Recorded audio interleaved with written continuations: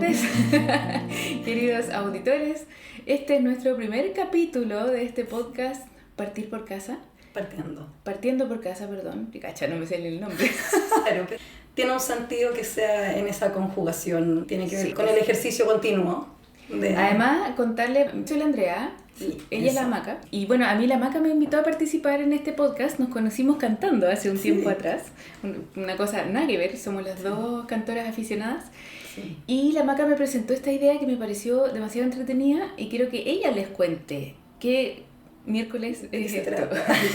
¿Y por qué partiendo? Y creo que responde a muchos diagnósticos de muchas cosas que en algún minuto confluyeron en este dispareo con un amigo de que sentía que había un diagnóstico de sociedad, de relaciones, de lo que espero, de las interacciones, de mí misma y todo, que requería un ejercicio de valentía, de vulnerabilidad y que llegó a esto de, oye, ¿por qué no partir yo con esto?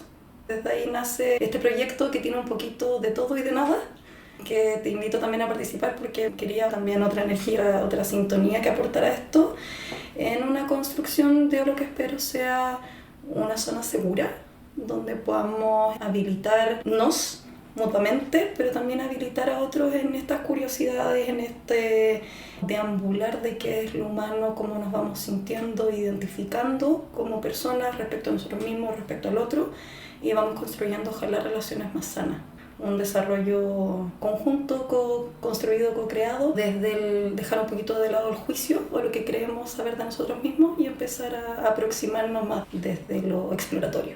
Desde la curiosidad. Desde la curiosidad. Sí, este va a ser un podcast muy curioso. Muy curioso y medio desordenado, ¿eh? Sí. Quiero darles una advertencia que somos las dos tremendamente dispersas y nos vamos a veces de un tema a otro, entonces vamos a hacer el ejercicio de mantenernos ahí en el foco porque además nos seguimos en estas dispersiones, o sea, no son aleatorias, tienen muchas ramitas, pero confluyen en una rama y un tronco común, entonces vamos a tratar de mantenernos en el tronco para que no sea tan difícil de seguir.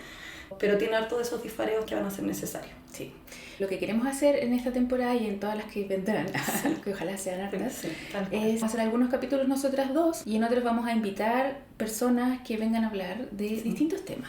Ya esto va a ser bien variopinto, no les podemos decir que es un tema en específico, pero de cosas que nos parecen interesantes y merecedoras de la exploración y de esa curiosidad. Lo que queremos en el fondo es hacer más preguntas que respuestas. Sí, ojalá no dejar tantas cosas resueltas y justamente va a ser muy variado, como dice la Andrea, porque estamos viendo dónde nos lleva. No está tan pauteado, no está tan guiado, no va a ser un lugar específico, es enamorarnos del proceso. Exacto, no tenemos un puerto de destino. Oye, Maca, y cuéntanos un poquito de quién es la Maca Riquelme. A ver, ¿quién soy? Creo que volvemos a la palabra curiosidad. Si me tengo que describir de una forma, siempre primero es curiosa. Creo que es un motor importante y es algo que también ha sido mi copiloto. Ha sido un partner desde el ejercicio continuo de resolverme a mí misma, de cómo me entiendo con otros, pero además creo que lo que me permitió atravesar ciertas situaciones donde me ha sido más fácil el no hacerlo desde el juicio, sino que desde el ver a dónde más lleva. Y por otro lado, me declaro una observadora y entusiasta de la condición humana. Estoy profundamente enamorada de las personas. Me declaro muy humanista al respecto y me dedico a temas sociales, a lo público y a la política, de hecho, hace mucho tiempo. De una forma que entiendo en el rol que está y cómo se le considera. No se espanten, porque a veces uno escucha que... Pues entiendo esa versión que genera, pero no, yo soy de las que instalo la bandera que tenemos que empezar a reentenderla. Para mí es un espacio maravilloso, que lamentablemente no está cumpliendo su rol que debiera ser este tejido conector y de administrar lo público. Y desde ahí nace también este proyecto, la sociedad de la que quiero pertenecer, en la que quiero encontrar espacios de conexión y donde quiero aportar, pero desde lo que nos mueve profundamente como personas y desde un espacio de vulnerabilidad que si bien incómoda, cada vez estoy aprendiendo a sentirme más cómoda y a entender cómo habilita y permite conexiones y hace todo mucho más significativo. Claro. Eso te diría, madre, niño, madre gatuna. Porque somos las dos muy gateras. Muy gateras. Pero tú me ganas. Yo gano, tengo más gatos. Por número de gatos, por favor. Claro. El resto yo creo que va a ir siendo cosa de episodios. Porque también hay temas de autopercepción. Puedo verme muy distinto tal vez a cómo me ve el resto. Y muchas versiones de mí que sé que andan dando vuelta y creo que todas son ciertas en ese sentido. Sí, todas tienen su cuota de verdad, claro. Sí, bueno. ¿Y tú, Andreita? Antes de pasar a mí, quería solo decir que yo te observo parecido a lo que tú te observas. Encuentro que eres una persona muy observadora, muy aguda, Te encuentro muy brillante en la forma de hilar las cosas y de repente me salís con una weá que yo digo, ¿qué onda esta mina? ¿De dónde salió? Sí, es muy especial la Maca, ya la conocerán más. Ya, pasando a mí, bueno, yo me llamo Andrea Donaire. También soy bien curiosa y entusiasta de lo humano y de lo más allá. Sí. Me gusta explorar todo. Y me gusta cuestionarme las cosas y me gusta, a veces sí me gusta dar todas las respuestas. Estoy aprendiendo a entrenarme más en vivir más con preguntas que con certeza. Creo que hace bien como acostumbrarse a eso. Emparejada hace mucho tiempo, muy feliz, me he dado muchas vueltas en lo profesional. Originalmente mi carrera de origen nada que ver a lo que hago ahora, es ingeniero en sonido. Y me di hartas vueltas y llegué al mundo del coaching. Y trabajo hace ya más de 10 años acompañando personas en sus procesos de desarrollo personal y profesional, principalmente enfocados en desarrollo de liderazgo y de habilidades interpersonales, comunicación, etc. También trabajo harto temas de autoconfianza. En eso transcurren mis días entre sesiones individuales, talleres, desarrollo de módulos y cursos de liderazgo. Me gusta harto mi pega, sobre todo porque es súper variado. No tengo tanta conexión con el mundo de la política como la Maca, pero estoy súper de acuerdo en que es necesario esto de partir por casa. Parte del proceso de autoconocimiento y evolución es hacernos cargo de nosotros mismos, ¿no? Me parece que hace falta eso. Encuentro que estamos muy enfocados en juzgar a lo de afuera y en criticar al resto. Lo que le sumaría como desde mi amor por la humanidad y nuestros procesos es que es difícil hacerse cargo de uno. Lo más fácil es no. Este espacio, la idea es que sea una invitación. Es un espacio donde nos sintamos un poquito más seguros, más cómodos dentro de esta incomodidad y más valientes, porque requiere valentía. Hacer doble clic en estas cosas que nos generan cierto escozor, sí, como puede ser la política, pero yo creo que al final es una expresión más, ¿no? Pero claro, algo que conversábamos es que queremos ponernos incómodos y ponerlos a ustedes un poquito incómodos también. Es necesario para crecer en el fondo. ¿Qué te hizo sentido a ti este proyecto donde tú lo haces propio y qué es para ti? Me gusta mucho esto de la exploración, de la responsabilidad. Esto que hablábamos recién de la incomodidad, creo que es necesario crear espacios amorosos que permitan una incomodidad contenida. No es una incomodidad por cagarte, no es por hacerte sentir mal porque sí. Esta tensión movilizadora, porque nos permita expandirnos de alguna manera como personas. Eso creo que me gustó mucho que este espacio pueda hacer eso y que podamos acá hablar de manera abierta, vulnerable. ¿Cómo resignificamos o aprendemos a relacionarnos con estas sensaciones? Entender el rol que juega la incomodidad. Que probablemente también nos trae el tema de hoy, que venía de esta no resolución de cómo partir, cómo definir este primer tema y fue ok, quedémonos ahí. Y fue como decidimos hoy día partir y abrir este podcast, este viaje, con la duda. Va a ser probablemente un tercer miembro del podcast, el tercer pasajero de este viaje. Sí, cuando fue la pregunta ¿de qué hablamos en el primer capítulo? Oh, no sé. Bueno, hablemos de eso. Hablemos de la duda, justamente.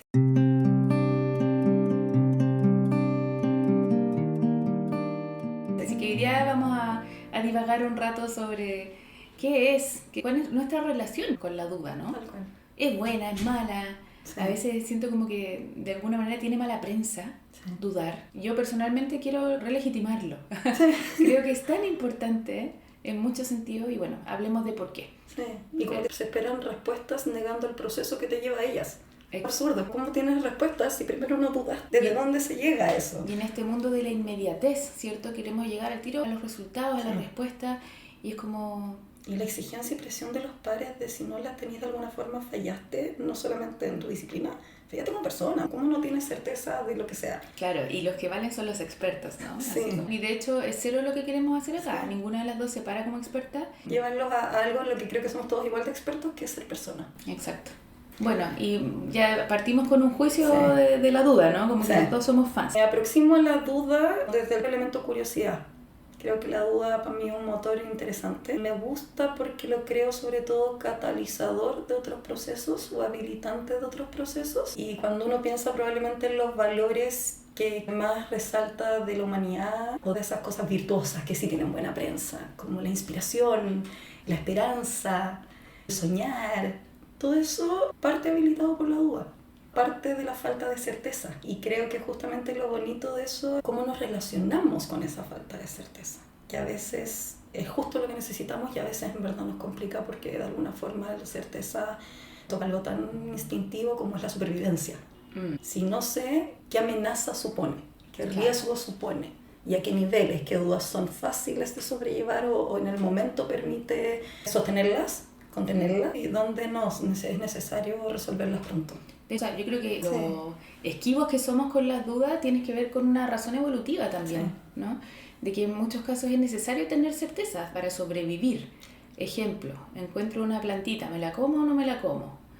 ¿Es venenosa o no es venenosa? Tengo que tener, ojalá, la certeza de que no me voy a morir comiéndola o bebiendo un agua de un pozo. Es parte de la sobrevivencia. Parte de lo que yo he terminado haciendo y tiene que ver con este podcast, tiene que ver con temas de identidad, pertenencia y propósito. Y la identidad se va construyendo desde esas cosas que tú sabes. Exacto. De ti mismo y de lo que sabes del mundo. Al final somos una especie extremadamente adaptativa, pero esa adaptación es a punta de respuestas.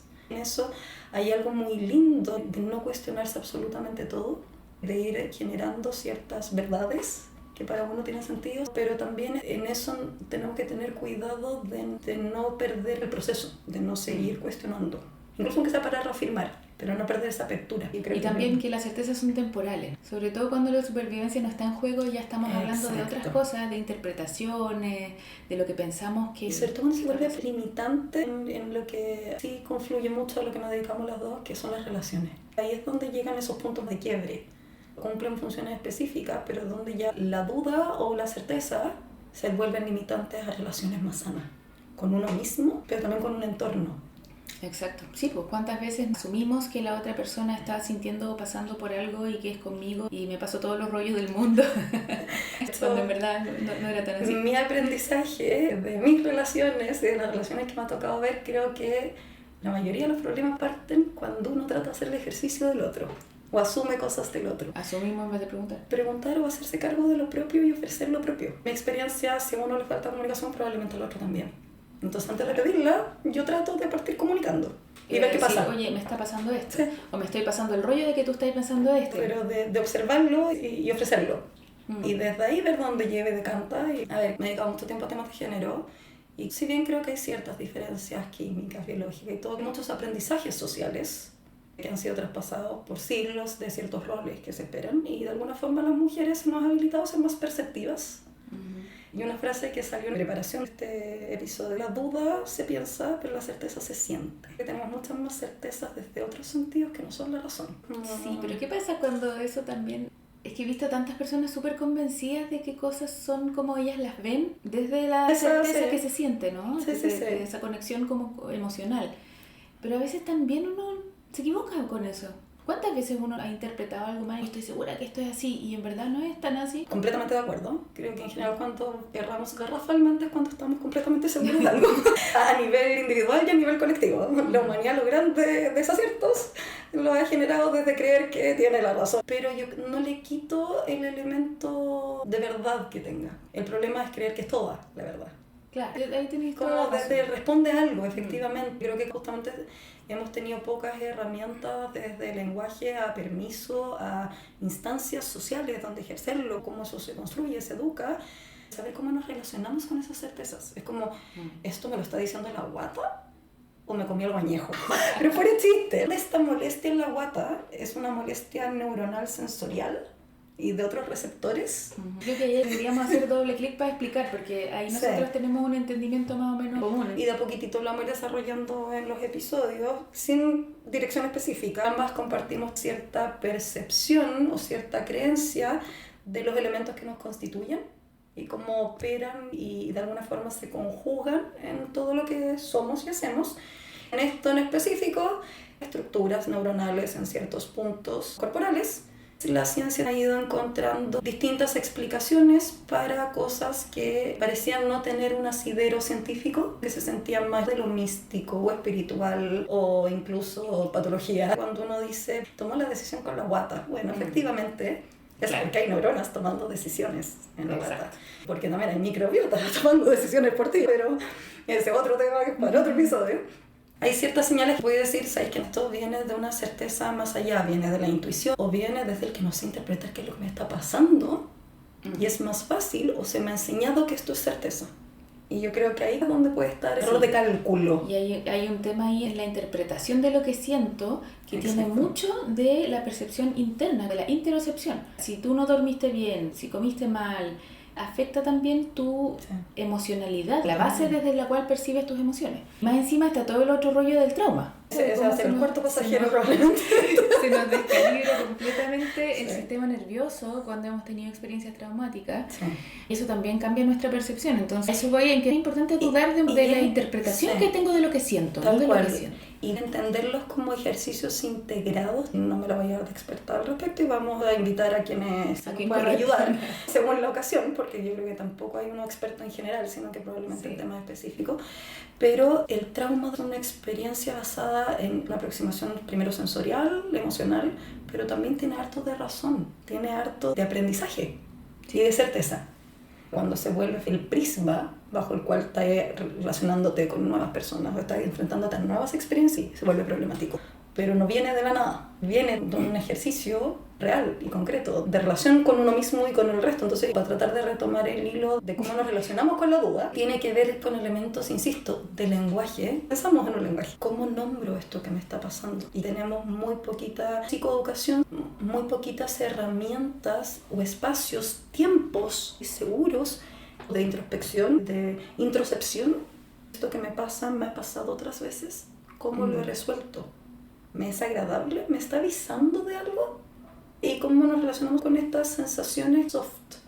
Que no es el miedo. Esto que me pasa es incomodidad. Esto que me pasa es frustración. Ser más granulares. Y eso requiere un lenguaje también. De todos los hilos que hemos hablado, ¿cuál te gustaría dejar más anclado? Nos propusimos ambas observar nuestra relación con la duda esta semana. Y en mi ejercicio sobre la duda me pasaron cosas bien simpáticas. Desde la cuestión cotidiana de pasar 30 minutos decidiendo qué quiero ver. El catálogo interminable en Netflix o donde sea, que te duda hasta que no lo pensáis 2 veces, listo, esto es lo que quiero. Porque capaz no es necesario resolver, entonces nos permitimos que se tomen su tiempo o que surjan solitas. Otras que sí me generaron un poquito de ansiedad, que quiero que se resuelvan o que decanten, y decidí habitar esa duda, atravesarla y ver cómo ciertas respuestas surgían solitas y era cosa de permitirla salir. De permitir la pregunta de repente. Sí. De conscientemente o intencionadamente esperar la respuesta, pero desde el esperarla, no desde el generarla, no buscarla, forzarla. Y en específico, la mañana que escuchaba una acusación que salió reciente respecto a un diputado de una supuesta abuso sexual o intento de violación o violación consumada, todavía hay una nebulosa al respecto. Esos casos perfectos para lo que genera la duda. Desde el beneficio de la duda a necesitamos resolverlo. ¿Quiénes son las partes realmente interesadas en esto? ¿Quiénes debieran juzgar o no juzgar qué pasa ahí, fuera de los elementos de justicia? Parece que aquí todos queremos participar, tener una certeza. ¿Quién es el bueno, quién es el malo? ¿Quién es la víctima, quién es victimario?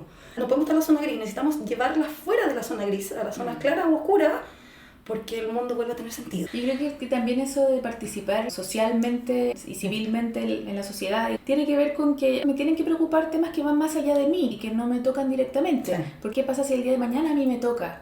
¿Qué puede suceder, no? Lo que pasa con la justicia y cómo se manejan todos estos casos, sobre todo abuso sexual, es un temón también. Mucho lana que tejer ahí. Sí. A mí me pasó esta semana que he estado tan ocupada. Bueno, me lleva a esa reflexión. Yo hace poco me cambié de casa, he estado con harta pega. En verdad no me ha dado el tiempo para ponerme mucho a dudar. Yo creo que es un problema moderno eso de... Solo quiero revelar la caricatura, como que me senté a dudar. Pero solo capaz porque te ayuda a redescubrirlo en tu aproximación esta semana. Lo que me pasa como desde la meditación y la técnica del noting, de notar ciertas cosas, observarme dudando. Si hablamos desde ahí, es algo que lo tengo bastante incorporado a lo mejor, por eso ya porque en general me hago hartas preguntas. Bien fome mi respuesta. Pero... No, hagámosle doble clic. Me hago hartas preguntas, de repente no hacemos preguntas sabiendo la respuesta, pero porque es rico saber que sabemos la respuesta. Se siente bien, pero el ego se siente bien cuando sabe. Se reafirma, claro. Entonces, hacerse preguntas no necesariamente significa duda. La pregunta es una forma de materializar la duda. Desde el lenguaje. Es una forma de sintetizar la duda. Pero de esas preguntas, ¿cuántas no son cómodas o nos tensionan? Nos llevan a otro espacio. Y aquí te quiero llevar a algo de las experiencias que no tenemos compartidas, pero que podemos aportar de distintas veredas.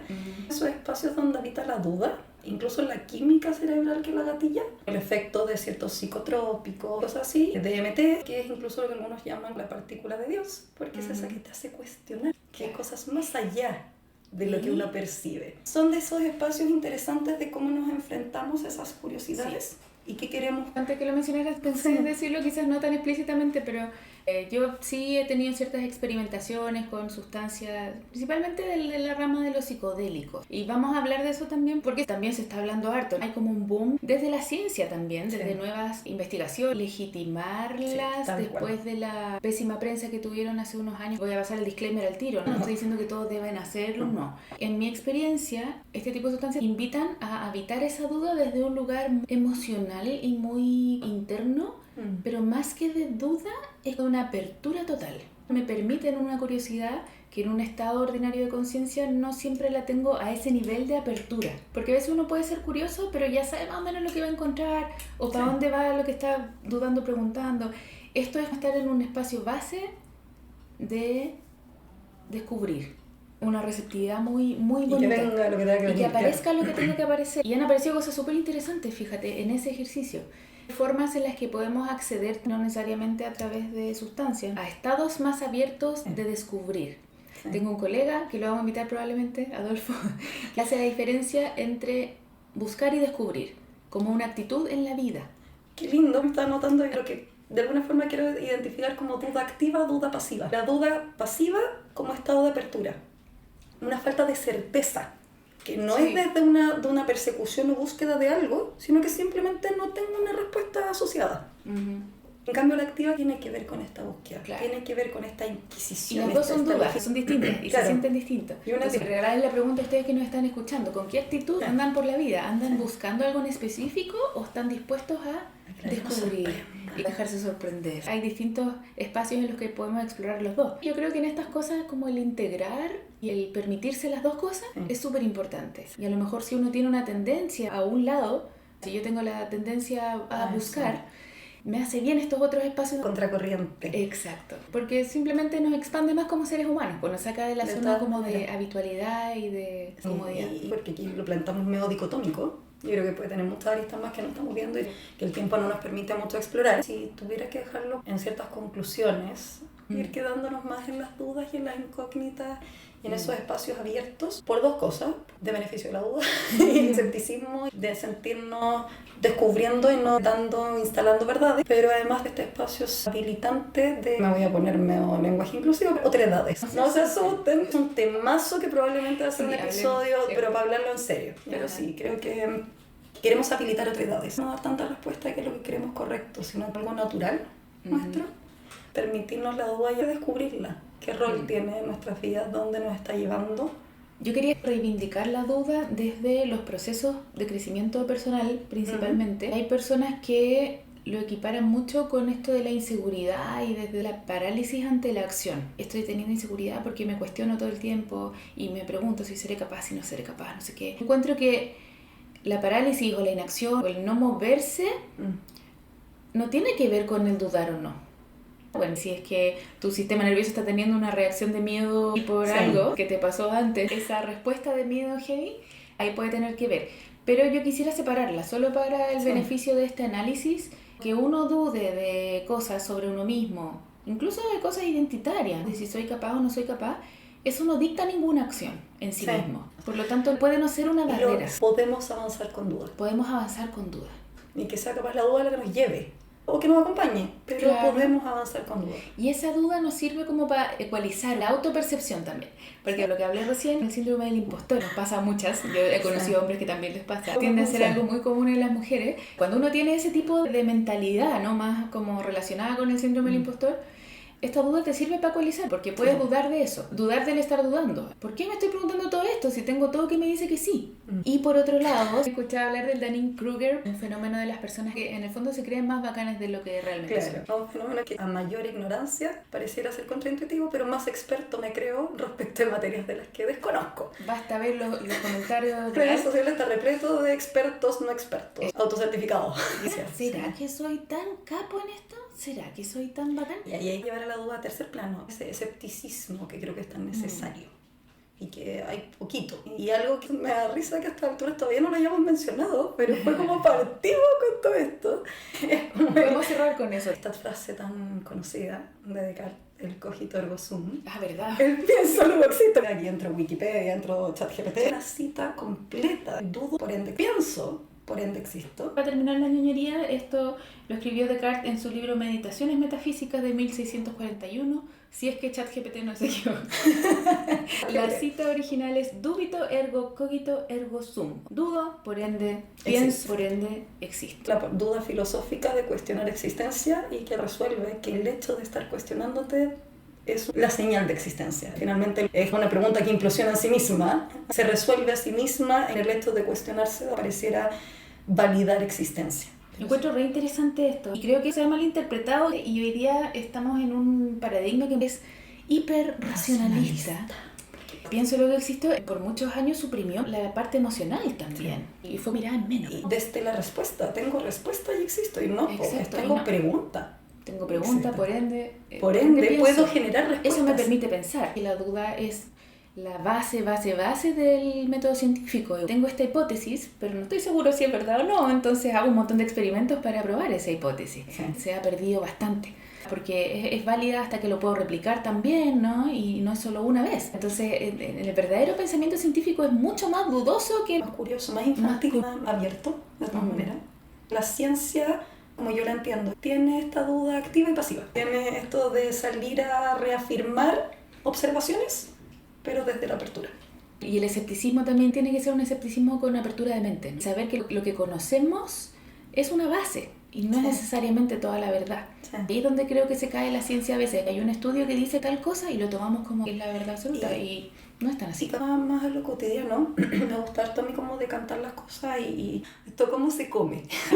De hecho, ¿qué he hecho? ¿Cómo afecta esto en el día? El tema está cuando ya al final la ciencia, la duda, nos impide relacionarnos con nosotros mismos o se vuelve un obstáculo para relacionarnos con un otro. Es donde ya llega ese punto de quiebre.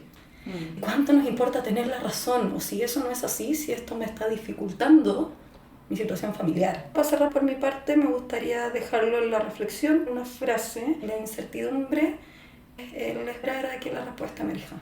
Dejar y habilitar que ciertas cosas simplemente pasen. Vuelvo nomás al disclaimer de la Andrea, con la excepción de situaciones traumáticas o todo eso que al final requieren también uno resolver lo que necesita resolver. Sí. La duda como tercer pasajero miembro del podcast es desde empezar a relacionarnos con esto en la medida que a nosotros nos parezca útil y nos parezca sano y nos parezca habilitante de nosotros mismos. Porque es como vamos generando este yo legitimado, vamos a ser redundantes, autolegitimado, este yo que yo me permito, que es necesario para encontrarnos, identificarnos, pero sobre todo para ver cómo nos relacionamos, cuál es mi rol y quién soy yo en todo esto que me rodea. Hermoso permitir que esa pregunta sea constante y con respuestas dinámicas, no es estático. Esa construcción continua. Bueno, habiendo dicho todo eso y pudiendo decir mucho más, nos despedimos por este capítulo. Muchas gracias a los que llegaron hasta acá. Gracias de corazón por su paciencia. Sí. Estamos experimentando con esto, ¿cierto? Acompáñanos en este trip. Vamos juntos en este trip. Que estén súper bien. Nos vemos.